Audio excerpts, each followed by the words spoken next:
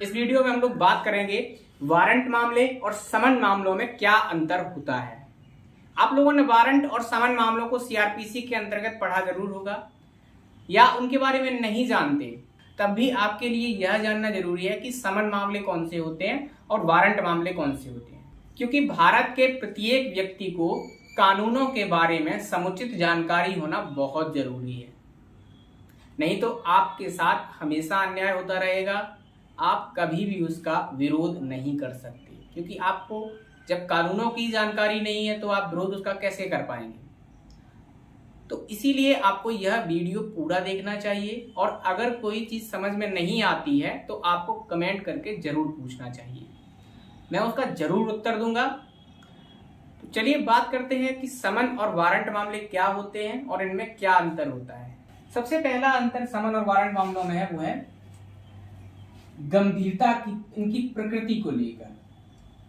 ठीक है, समन मामले जो होते, वारंट मामले जो होते हैं वो ज्यादा गंभीर होते हैं, तो इनका नेचर कैसा होता है, बहुत गंभीर। वहीं समन मामले सामान्य प्रकृति के होते हैं।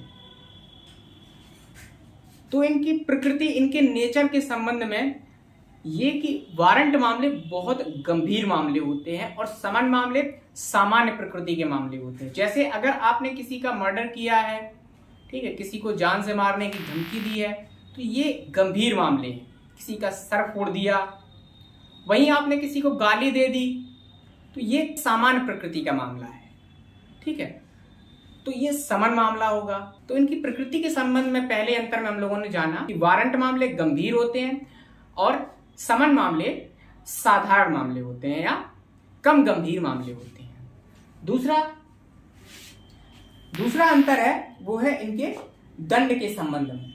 वारंट मामलों में 2 वर्ष से ज्यादा कारावास की सजा होती है, जबकि समन मामलों में 2 वर्ष से कम की सजा होती है।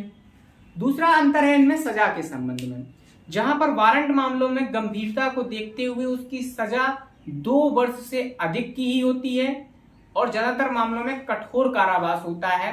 वहीं साधारण मामलों में या समन मामलों में सजा 2 वर्ष से कम की होती है। इस तरह से भी आप जान सकते हैं कि आपका मामला समन मामला है या वारंट मामला है।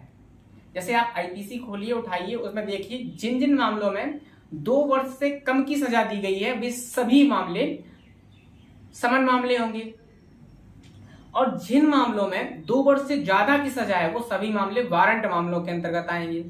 तो ये सजा के संबंध में इनमें दूसरा अंतर हो गया।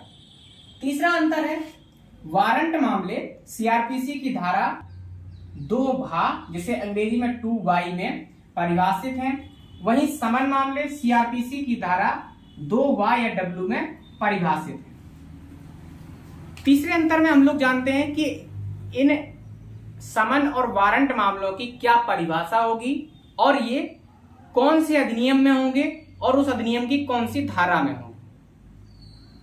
तो वारंट मामले सीआरपीसी, क्रिमिनल प्रोसीजर कोड, जिसे हिंदी में दंड प्रक्रिया संहिता कहते हैं, उसकी धारा 2 या 2Y में परिभाषित किए गए हैं।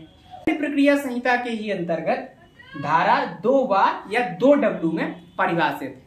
तो ये 3 बेसिक और प्रमुख अंतर हैं समन और वारंट मामलों के संबंध में। हम लोग मिलते हैं अगले वीडियो में, तब तक के लिए अपना ख्याल रखें। धन्यवाद। जय हिंद।